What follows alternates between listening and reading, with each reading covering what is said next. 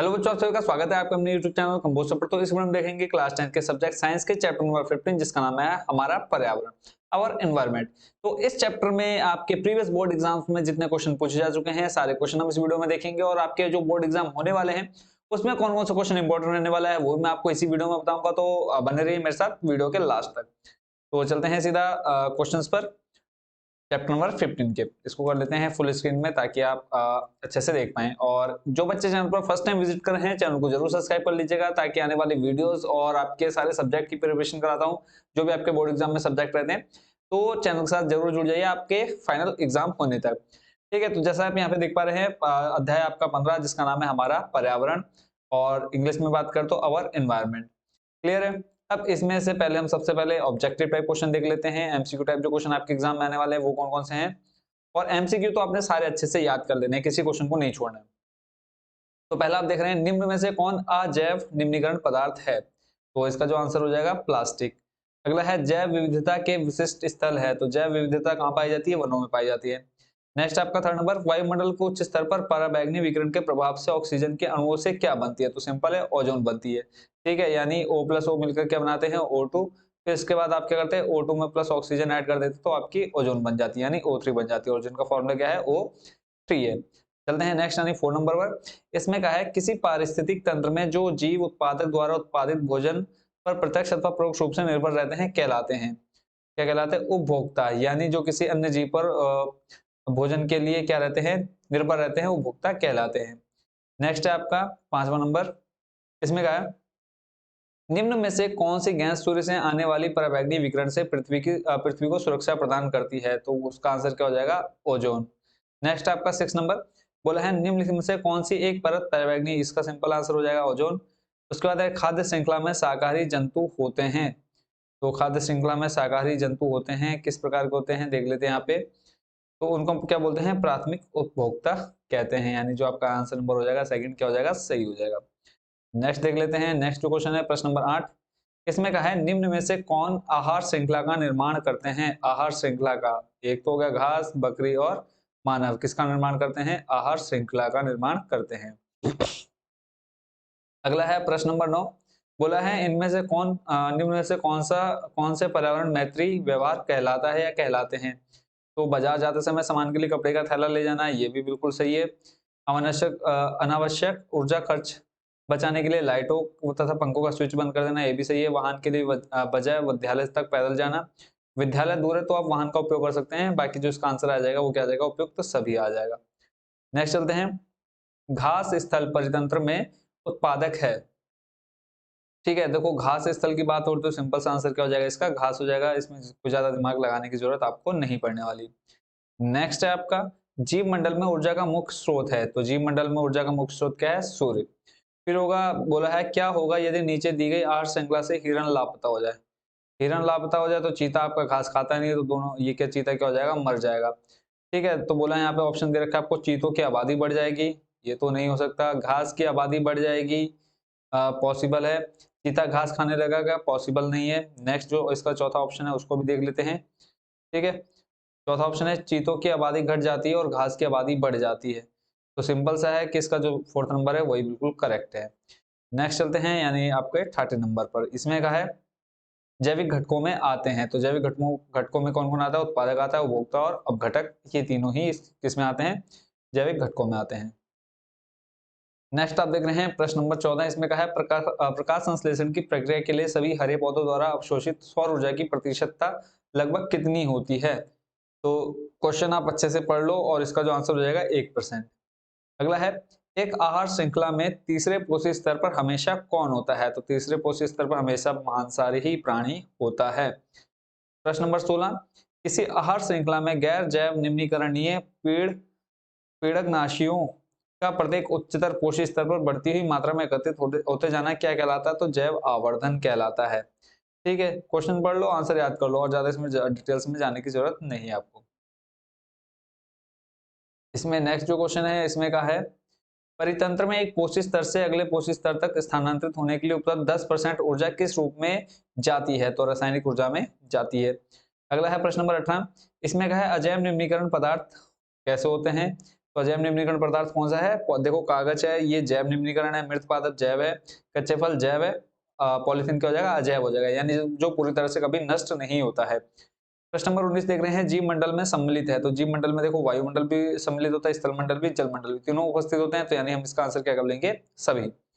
Next 20 number है, खाद्य श्रृंखला सदैव आरंभ होती है या स्टार्ट होती है, कहां से स्टार्ट होती है? ऑप्शन दे रखे हैं, प्राथमिक उपभोक्ता से, मांसाहारियों से, उत्पादकों से या भटकों से। तो उत्पादकों से क्या होती है? स्टार्ट होती है। प्रश्न नंबर 21 है, निम्नलिखित में से कौन सा एक कृत्रिम परितंत्र है? कृत्रिम परितंत्र बोला है तो इसका जो आंसर हो जाएगा खेत हो जाएगा। तालाब प्राकृतिक है, झील प्राकृतिक है, वन प्राकृतिक है, खेत क्या है? कृत्रिम है।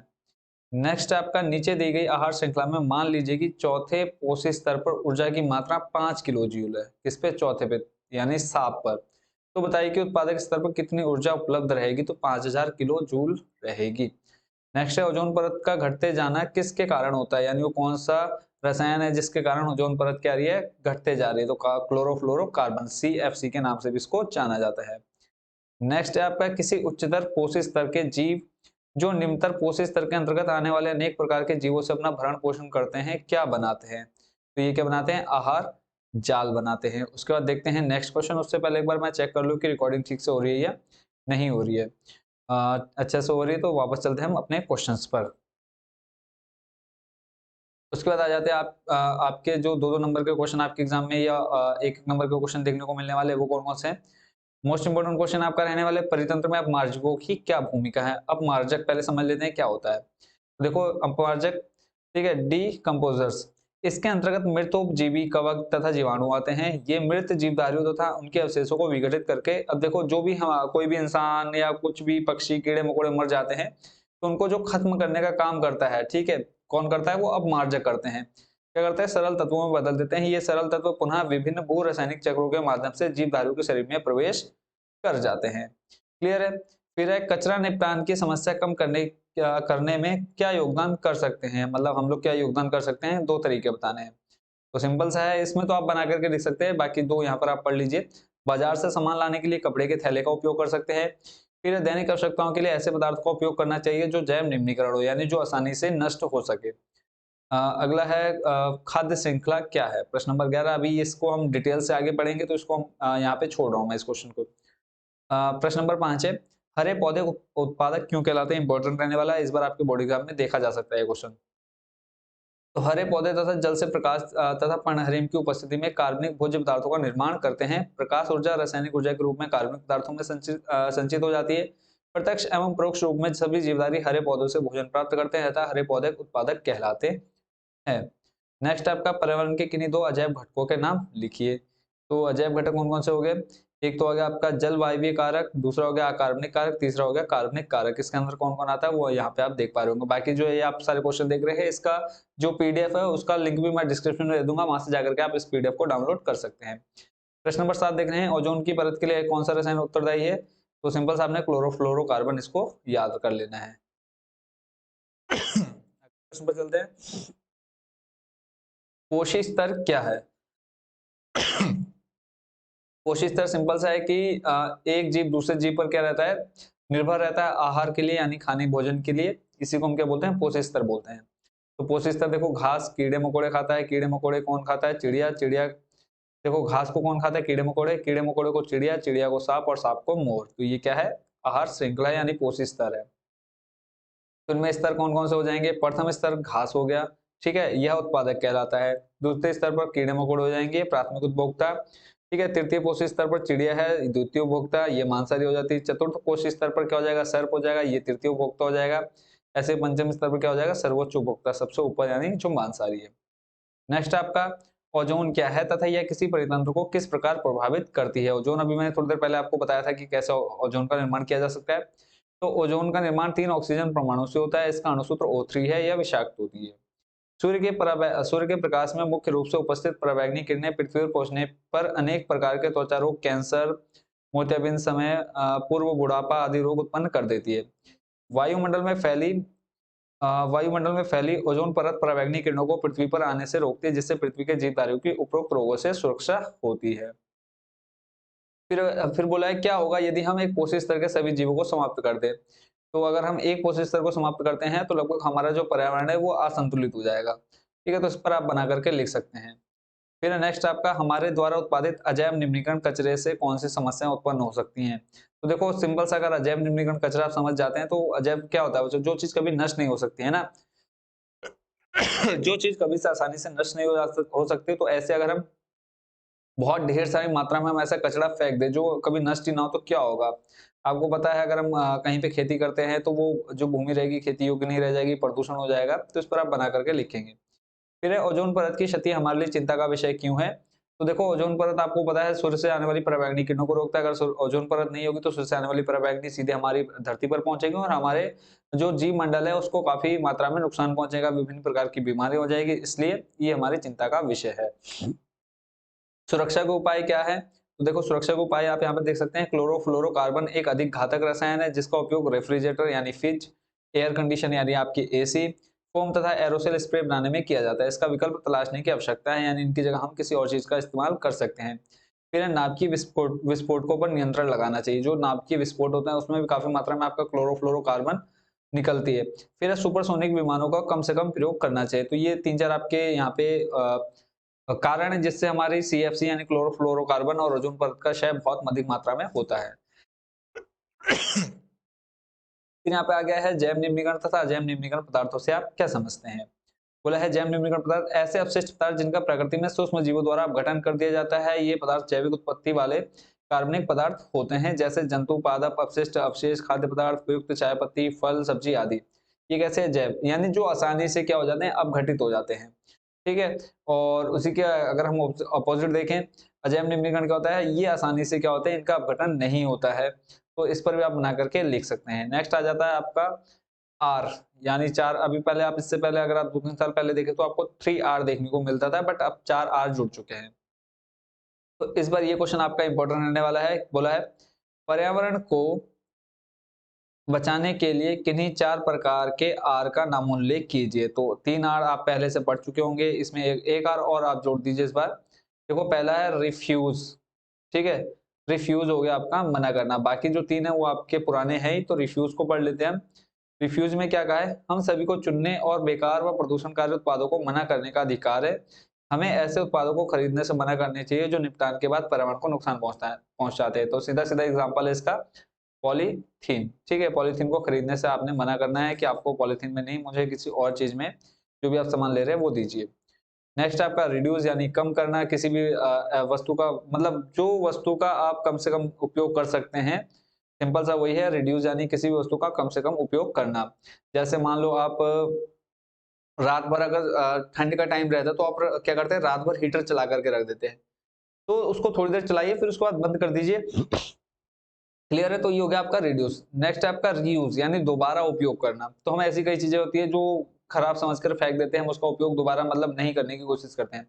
फिर है रिसाइकिल पुनः चक्रण, यानी अब आपने कोई ऐसी चीज यूज कर ली है जिसका आपके लाइफ में अब दूसरा कोई यूज नहीं है, तो आप इसको क्या कर दीजिए, आप दोबारा उसको क्या रिसाइकिल के लिए भेज दीजिए। जैसे कबाड़ी वगैरह वाले आते हैं तो उनको आप इकट्ठा करके दे सकते हैं, तो ये वापस कहाँ चले जाते हैं, रिसाइकलिंग के लिए चले जाते हैं। नेक्स्ट आपका, आप कचरा आप अपने पड़ोसियों में जैविक एवं अजैविक कचरे की समस्या दूर करने के लिए क्या उपाय करेंगे? यानी जो कचरा फेंका जाता है तो उसमें आप देखते होंगे 2 प्रकार के कचरे होते होंगे। ठीक है, एक जैविक होता है, एक अजैविक। जैविक आपको पता है कि क्या होता है, जिसको हम जो आसानी से अपघटित हो जाता है, यानी जो आसानी से सड़ गल जाता है। और अजैव क्या हो जाएगा, जो आसानी से सड़ता गलता नहीं है। तो इसके लिए आप क्या कर सकते हैं? ठीक है, तो आपने बना करके लिख देना है। फिर हमारे वायुमंडल में ओजोन परत कैसे बनती है, रासायनिक समीकरण लिखिए। ओजोन परत के महत्व पर प्रकाश डालिए। तो ओजोन के बारे में हम पहले ही बहुत कुछ डिस्कस कर चुके हैं, फिर भी चाहे तो आप एक बार यहाँ पे इसको पढ़ सकते हैं। फिर अम्ल वर्षा क्या है?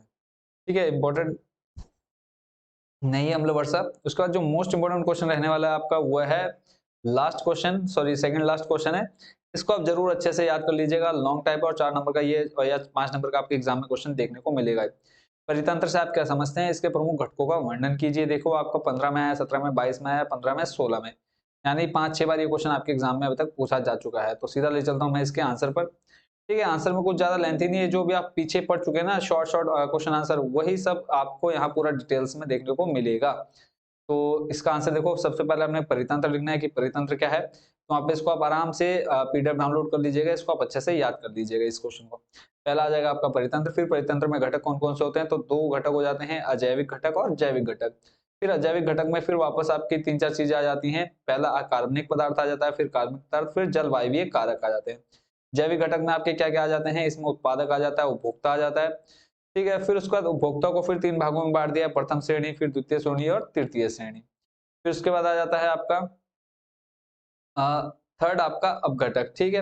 उसके बाद नेक्स्ट जो आपका क्वेश्चन वो है पोषी स्तर। यहाँ से आप इसको मैं थोड़ा सा जूम कर देता हूँ ताकि आप इसको अच्छे से देख पाए, ठीक है। तो इस पूरे क्वेश्चन को आप चाहे तो यहीं से इसको आप याद कर सकते हैं। बाकी यहाँ पे सेकंड जो क्वेश्चन है वो आप देख लीजिए, और लास्ट क्वेश्चन है इस चैप्टर का, ठीक है। इसको थोड़ा सा मैं जूम कर देता हूँ और इसको ले लेता हूँ मैं एक साइड में।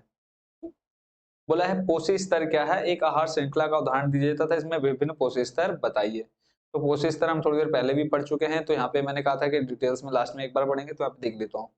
किसी भी परितंत्र में उत्पादक तथा उपभोक्ताओं का एक निश्चित स्थान होता है। जैसे आप जंगल में जाएंगे तो जंगल में देखो ये सब, ये यहाँ पे जो इधर आप साइड में डायग्राम देख रहे हैं, तो इनका देखो एक निश्चित स्थान है। घास को कौन खा रहा है, मेढक, मेढक को सांप खा रहा है, सांप को कौन खा रहा है, बाज। तो एक क्या होता है, उपभोक्ता, किसी भी परितंत्र में उत्पादक तथा उपभोक्ता को एक निश्चित स्थान होता है। आहार श्रृंखला के विभिन्न स्तरों पर भोजन का स्थानांतरण होता है। इन स्तरों को पोषी स्तर या पोषक स्तर कहते हैं। इतना क्लियर हो गया होगा। नेक्स्ट देख लेते हैं इसमें। उसके बाद है प्रत्येक परिस्थिति तंत्र में जीवधारी भोजन और भक्षक के क्रम में व्यवस्थित रहते हैं। किसी पारिस्थितिक तंत्र में खाद्य श्रृंखला विभिन्न प्रकार के जीवधारियों का वह क्रम है जिसमें जीवधारी भोज्य और भक्षक के रूप में संबंधित रहते हैं। तो उसको आप अच्छे से देख लीजिएगा, बाकी चाहे तो आप ये डायग्राम बना सकते हैं। और उसके बाद घास के मैदान में क्या आ जाएगा, उत्पादक, कौन रहेगा, घास, फिर प्राथमिक उपभोक्ता, कीड़े मकोड़े द्वितीय उपभोक्ता, मेढक तृतीय, सांप सर्वोत्त उपभोक्ता क्या हो जाएगा, बाज। ठीक है, तो ऐसे ही आपने ये कंप्लीट अगर बना देते तो बहुत अच्छा आपका ये आंसर जो आ जाएगा बन करके निकल के आ जाएगा। तो इसी के साथ बच्चों चैप्टर नंबर 15 हमारा पर्यावरण के जितने मोस्ट इंपोर्टेंट क्वेश्चन थे वो हो गए कंप्लीट। आई होप बच्चों इस पूरे चैप्टर को आप अच्छे से प्रिपेयर कर लेंगे ताकि बोर्ड एग्जाम में आपके अच्छे से अच्छे मार्क्स आ पाए। इसके अलावा अगर आपका कोई भी क्वेश्चन रह गया हो या कोई टॉपिक आपका क्लियर नहीं हुआ तो जरूर आप कमेंट बॉक्स में मेरे को बता सकते हैं कि सर ये टॉपिक है, ये क्वेश्चन अभी मुझे समझ में नहीं आया, तो कोशिश करूंगा मैं इसको और अच्छे वे में आपको समझाने का। तो इससे पहले आपके लगभग 14 पार्ट मैंने कंप्लीट करा दिए हैं, इसके 15 पार्ट, और इसके बाद एक चैप्टर और बचा है, उसको कंप्लीट कराने के बाद मैं फिर उसके बाद आपके एसएसटी और हिंदी की भी प्रिपरेशन स्टार्ट करा दूंगा। अभी आपकी मैथ्स और साइंस की दोनों एक साथ लेकर के चल रहा हूँ। इसके जस्ट खत्म होने के बाद आपके बाकी 2 सब्जेक्ट लूंगा, उसके बाद फिर 2 सब्जेक्ट बचेंगे आपके इंग्लिश और संस्कृत, वो भी मैं आपको अच्छे से प्रिपेयर करा दूंगा एग्जाम तक। तो बने रहिए चैनल के साथ। Thank you so much watching for this video.